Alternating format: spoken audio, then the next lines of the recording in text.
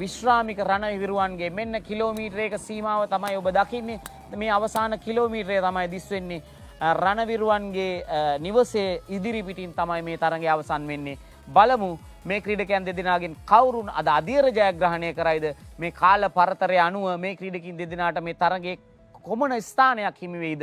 බොහෝ විට තප්පර 30කට වැඩි කාල සීමාවක් තිබෙනවා. ඉතින් විනාඩියකට වැඩි කාල සීමාවක් තිබුණොත් තමයි ශ්‍රී ලංකාව එහෙම නැත්නම් මේ කණ්ඩායම් දෙකට මේ තරගයේ ජයග්‍රහණය හිමි කර ගැනීමට අවස්ථාව ලැබෙන්නේ. ඉතින් බලමු තරග කාල පරතරය අනුව තමයි මේ තීරණය ලැබෙන්නේ.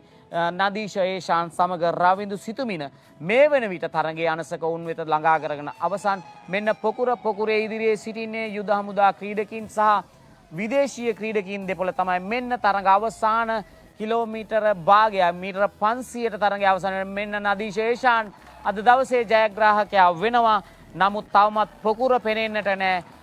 නමුත් බොහොම ආසන්නයේ තමයි තිබෙන්නේ පොකුර. දෙවෙනි ස්ථානයේ රවින්දු සිතුමින ලබා ගනිද්දී බලමු කාල පරතරය ඉතාමත්ම තියුණු සටනක්. මෙන්න චමෝත් සිල්වා තරඟ වදිනවා ස්ප්‍රින්ට් ස්ථානය ලබා ගැනීම.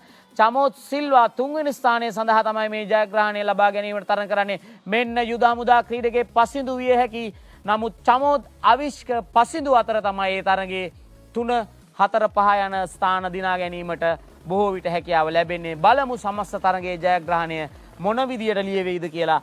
විනාඩියකට අඩු කාල සීමාවක් තිබුණොත් මේ තරගය විදේශීය රටකට එහෙම නැත්නම් විදේශීය කණ්ඩායම් දෙකින් එකකට තමයි තරගය යන්නේ.